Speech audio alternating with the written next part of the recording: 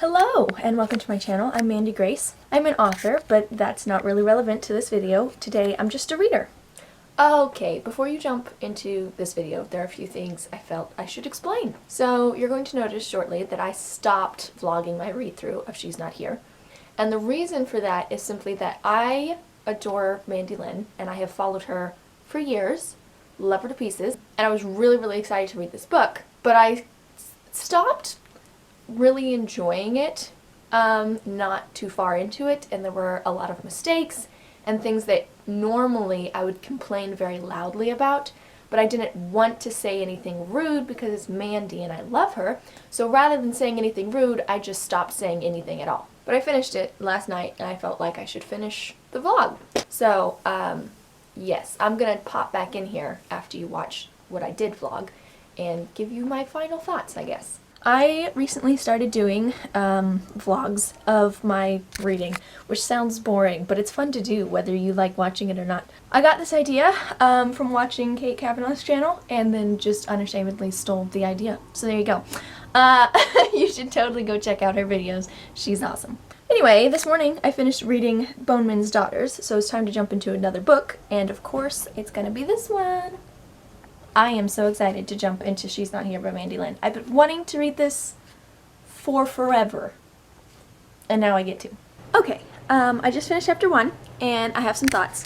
To begin with, the dedication page alone was enough that I almost cried. So you should know, before we get into this book, that I am a very emotional creature on my own, and on top of that, I am a very sympathetic and empathetic person, which just makes me cry a lot, basically. I feel people's pain and I cry. But back to the first chapter thoughts. Why are they so loud?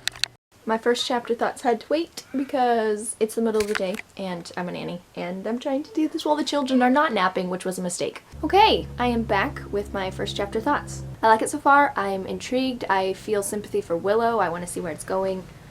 All of that is great. The first chapter did feel a bit like a lot of dialogue info dumping, but I don't feel like that could have necessarily been avoided.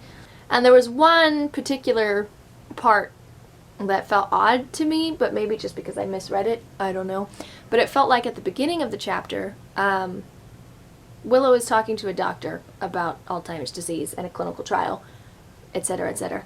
And she talks about how her husband is researching Alzheimer's and had seen this doctor's case studies already. So I was under the assumption that Willow knew what this clinical trial was. And then as the rest of the first chapter progresses, the doctor explains the clinical trial to her and she responds with shock and confusion. And yeah, and I was a little bit confused because I was like, wait, I thought, but you had the case study, but what? I'm confused. Anyway, so that part confused me just a little bit because I thought that she knew what was going on, and then suddenly she was a little bit repulsed by what was going on, as if she had no idea what was going on, and I was like, wait, but I thought, okay, I'm confused, but it's fine. So anyway, that was the only thing in the first chapter that, I wouldn't say I disliked, I was just confused. But anyway, I'm going to dive back in and see how much of this I can read today.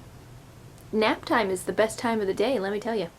I am 5 chapters in. I am honestly absolutely loving it. I have come across a couple more paragraphs that I found confusing, and I'm not sure if it's just that I'm not getting what's being said or if it's being said in a way that's confusing. I haven't really decided which of those it is yet, but I have come across a couple more paragraphs that I was just like, I don't understand. There was one particular portion where I reread 3 sentences like 7 times trying to see what on earth it was trying to say, and then I gave up and kept reading.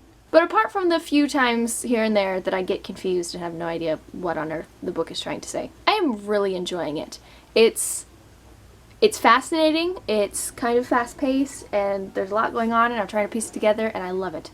I have found a number of simple grammatical errors, which really haven't been too big of a deal. I just move past them and keep reading. But this odd break down here at the bottom of this page is very strange. It's in the middle of a scene and it's just, there's just a hole in the page. Okay, I am in chapter 8 now, and one thing that has been bothering me kind of from the beginning of this book is the constant shifting in points of view.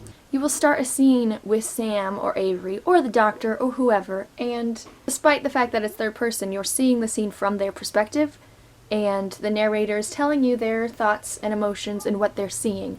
And then in the very next paragraph, the scene will be from someone else's third-person perspective and telling you their thoughts and emotions and what they're seeing. And then the very next paragraph will be a third person's point of view. And it's a little bit confusing, and it's also a little jarring to be in the moment with someone and then immediately in someone else's head. So there you go. It's a little jarring. That's what I've got. But I'm still really enjoying it. It's really fascinating and really interesting, and I can't wait to see where it goes. I just wish it would stop doing that. Oh, this book, you guys. I have almost finished reading She's Not Here. There are a lot of little mistakes in it, and they're not big things, and it's not terrible, but it's really distracting from the story because it's constant. I am really tired this morning, so just ignore that while I tell you a story. So I finished She's Not Here and tried to write a review, and I was typing it out and then deleting it, typing it out and then deleting it, because I was trying really, really hard to be respectful while being honest about all the things that I disliked about this book. Anyway, I finally got it to the point where I felt I could not be more respectfully honest. So I went to hit submit, and the little button said already submitted with a little green check mark. So I have no idea what that review looks like. I don't know if it's submitted like one of the earliest drafts when I was kind of being rude and not really respectful, or if it's just it's submitted in the middle of my typing and it's not a whole review, which would be rather ironic because that is my main complaint about this book, is all of the errors and mistakes. I'm a little bit mortified as well because I adore Mandi. I follow her on YouTube and Instagram, and I have followed her for years, and I adore her. Which is why I was trying to be very respectful in my I don't really like your book review. But now I've sent some sort of review. I have no idea. I don't. Oh. Yeah, I'm mortified. I really don't. I was watching Amazon. I went to my profile and was like, where's the review? I gotta delete it right now. But it wasn't there. So now I'm just really confused. I don't actually know if it submitted or not. Yeah, I don't know. I'm hoping not, though, because it didn't submit at the very end when I'd finally made it respectfully honest. So, yeah, I don't know. I don't know. It was horrible. I'm horrified. Yep, that's my story. Okay, final thoughts on She's Not Here. The story itself, the daughter who watched her father succumb to Alzheimer's and then was desperate for a cure and felt herself getting Alzheimer's and was panicking and all of the stuff. It was very interesting and compelling. I just don't think it was presented well because every single page of She's Not Here has some kind of mistake. And there's not a single published book that I have read that doesn't have at least one mistake. My books are filled with them.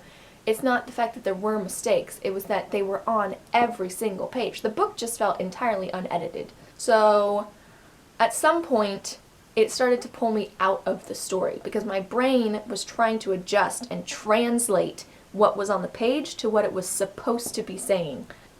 And while my brain was doing all of that work, I was no longer invested in the story. So I guess my final thoughts are I enjoyed it to a point, but it was not my favorite book, and I think it needs to be polished. I think one of my biggest problems going into this book was that my expectations were set to the ceiling because I love Mandi Lynn, and also because when she was writing this book and telling us all about it, I was super intrigued by it. I loved the whole idea, and I really wanted to read the book. And it's taken me quite a while to actually buy the book to read it, so my expectations and my anticipation for this book just kept rising.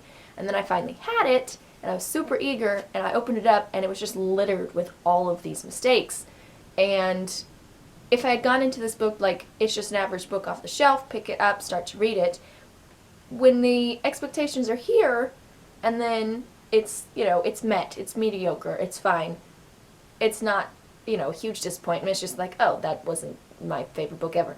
But when my expectations were way up there, and then the book was way down here, it felt like just a giant crash and burn. It was a train wreck, and I couldn't look away.